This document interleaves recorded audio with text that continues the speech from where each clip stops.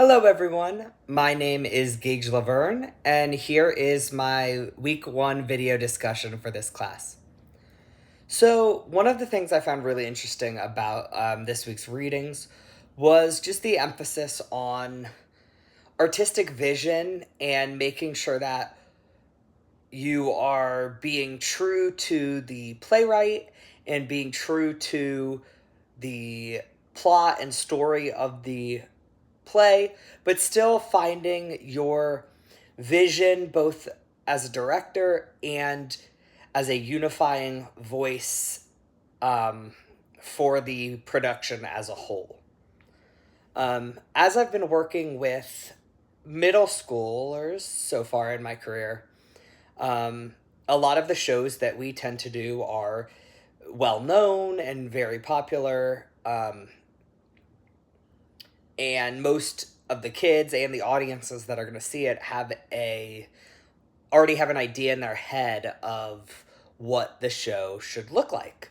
And so I think one of the tricky parts about that is making sure that I have read through the script and done the analysis enough that I have a really strong understanding of the character dynamics, the plot, and the dramatic action within the story that gives me a good point to work from when I am working with all of the production aspects that go into the show. Especially at the middle school level, when I'm working with student actors, making sure I'm giving them the confidence and the time and ability to work with each other and make sure they are comfortable both within their own character and also with the other student actors that they are working with throughout the scenes. And then also making sure that all of the design aspects and design elements of the show come together as I'm working with a music director, or I work closely with our art teacher in designing the sets and the props, however, still keeping that one unifying artistic vision that I have for the show. Another interesting thing I found in the readings this week was how it broke down the aspects of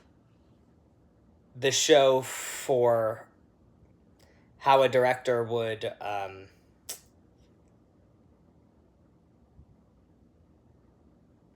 broke down the aspects of the show for how it made it easier to look into the plot, character, and structure of the show and working with those elements, and then the style, music, score, and those aspects of the show, and separating those I thought was a good way to make it easier as a director to break down and make those choices that need to be made. For the first two chapters of the second textbook that we were reading, I liked the breakdown of the expenses. I thought that is really good to know for beginning directors. And then I thought it was interesting to see how the first chapter had talked about hiring out a director to produce your first show if you're starting up a new program from scratch. I was fortunate enough to take over a theater program from a mentor of mine that had been doing a yearly school musical for the last 20 years. However, I was also able to make it my own, and as I had been originally hired to be a middle school teacher, I was able to get the administration of the school to add in theater classes to the middle school. And so now I am actually teaching theater classes on top of putting on the yearly school production in the spring. Thank you all. See you next week.